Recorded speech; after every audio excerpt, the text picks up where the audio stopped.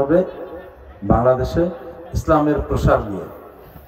আপনারা দেখবেন বর্তমান সময়ে যখন মানুষ আমাদেরকে বলতে চায়, আমাদের আশেপাশের যে বিভিন্ন দেশ আছে তারা যখন আমাদেরকে ছোট করতে চায়, তারা তখন আমাদেরকে বলে যে আমরা মাত্র 2-3 জেনারেশন আগের মুসলমান। এই কথাটা কিন্তু ঠিক না। আমরা কিন্তু অনেক আগে থেকে মুসলমান, যেটা ঐতিহাসিকভাবে প্রমাণিত হয়েছে। কিভাবে প্রমাণিত হয়েছে? যে নবী করিম সাল্লাল্লাহু আলাইহি সাল্লামের সময় যারা সাহাবী ছিলেন, এই সাহাবীরা যখন চীন পর্যন্ত গিয়েছেন ইসলাম প্রচারের উদ্দেশ্যে, ওই সময় আমাদের উত্তরবঙ্গ, আমরা রাজশাহী বিভাগ না এই জায়গাটা, তো উত্তরবঙ্গে কিন্তু মসজিদ পাওয়া গিয়েছে। ওই মসজিদে যে এক্সপার্ট যারা আছেন, যারা প্রত্নতত্ত্ব বিশ্লেষণ করেন, তারা ওই প্রত্নতত্ত্ব বিশ্লেষণ করে দেখিয়েছেন ওই সময় থেকে আমাদের দেশে ইসলাম ধর্মের প্রচার হয়েছে, আমরা তখন থেকে মুসলমান হয়েছি। তো ওনাদের জন্য যখন এই কথাগুলো ওনারা বলেন, ওনারা ওই ন্যারেটিভ দিয়ে আমাদের যে ইসলাম, আমরা মুসলমান হিসেবে আমাদের যে শক্তিটা, এই শক্তিটাকে ভেঙে দিতে চান। এই শক্তিটা ভেঙে দিতে চান আরো বিভিন্নভাবে। তার একটা ছোট্ট এক্সাম্পল হচ্ছে, যখন থেকে আমরা ইসলাম ধর্ম গ্রহণ করেছে আমাদের বাপ দাদারা আরো 4-5 জেনারেশন আগে থেকে, তখন থেকে কিন্তু আমাদের দেশে মাদ্রাসা ছিল। মাদ্রাসা জ্ঞানের ধারক ও বাহক ছিল। মাদ্রাসার মাধ্যমে আমরা একদিকে যেমন আমাদের ধর্মের মূল বাণী শিখতাম, আর একদিকে বর্তমান পৃথিবীর সাথে, পৃথিবীর বিভিন্ন বিজ্ঞান কিভাবে এর উন্নয়ন হচ্ছে, এর সাথে আমাদের যে সম্পৃক্ততা, এই সম্পৃক্ততা বোঝারও চেষ্টা করতাম। ওই সময় মাদ্রাসায় কিন্তু শুধুমাত্র মুসলমানের সন্তানরাই পড়তেন না। আপনারা যদি ইতিহাস দেখেন, তাহলে হিন্দু ধর্মের লোকেরা, রাজা রামমোহন রায়, ঈশ্বরচন্দ্র বিদ্যাসাগর, যাদেরকে নিয়ে ওনারা অনেক গর্ব করে থাকেন, তারাও ওই সময় মাদ্রাসায় পড়ার সুযোগ পেতেন। ওই সময় মাদ্রাসা ছিল জ্ঞানের ধারক ও বাহক এবং সকলের জন্য উন্মুক্ত। এই জন্যই কিন্তু আমরা আমাদের ইসলাম ধর্ম অনেক আগে থেকে, আমাদের ধর্মে কিন্তু কোনো সময় সতীদাহ প্রথা ছিল না।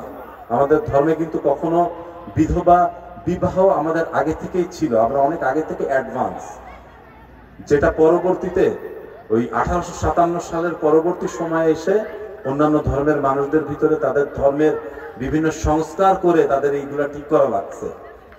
আর আমাদের কি হয়েছে জানেন? আমরা যেহেতু একটা অসাধারণ ধর্মের মানুষ ছিলাম, আমাদের অসাধারণ জ্ঞানের স্তর ছিল, এই জন্য আমরা পরাধীন থাকতে চাই নাই।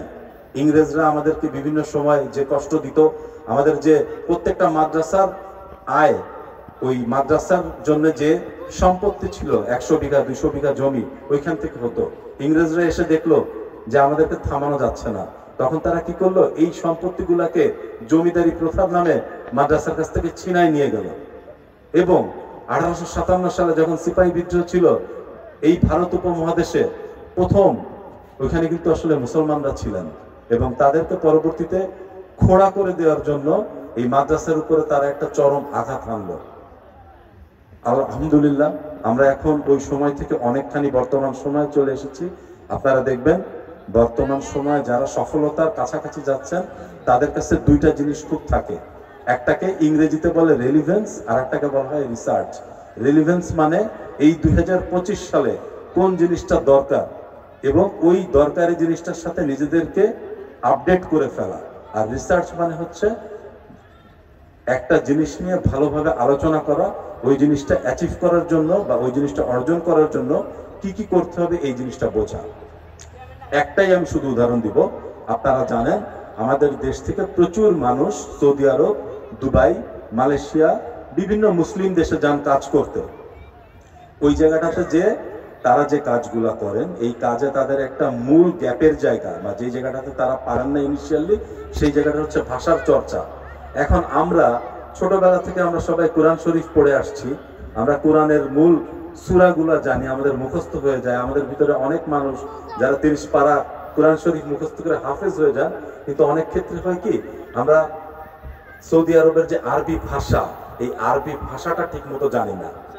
তো এখানে অনেক জ্ঞানী মানুষরা আছেন, তাদের কাছে আমার অনুরোধ থাকবে যে আমরা মাদ্রাসার যে শিক্ষা, তার একটা অন্যতম আদর্শের জায়গা রাখবো, যে আমরা যাতে ভাষাটা শিখতে পারি।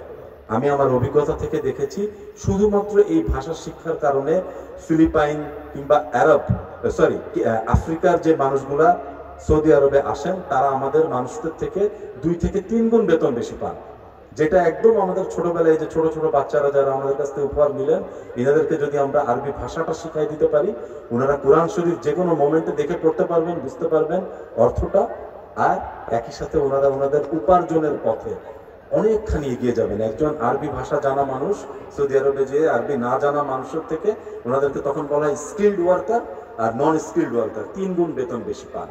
তো এই জিনিসটা আমরা ধরে রাখবো এবং আমাদের প্রত্যেকটা শিক্ষা হবে কি, আপনারা দেখবেন যে ব্রিটিশরা যখন থেকে বাংলাদেশে আসছেন, এটা একটা ঐতিহাসিকভাবে প্রমাণিত সত্য যে ওনাদের অনেক টাকা পয়সা ওনারা এক সময় ইহুদিদের মাধ্যমে ওনারা টাকা দিয়েছেন যাতে জাল হাদিস তৈরি করা যায়। জাল হাদিস তৈরি করলে ওনাদের লাভ ছিল কি, মুসলমানদের ভিতরে বিভেদ বাড়ানো।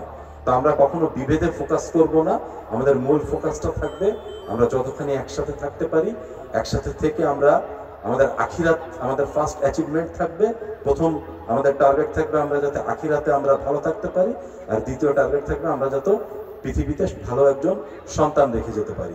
ধন্যবাদ আপনাদের সবাইকে, আপনারা আমার জন্য দোয়া করবেন। আসসালামু আলাইকুম।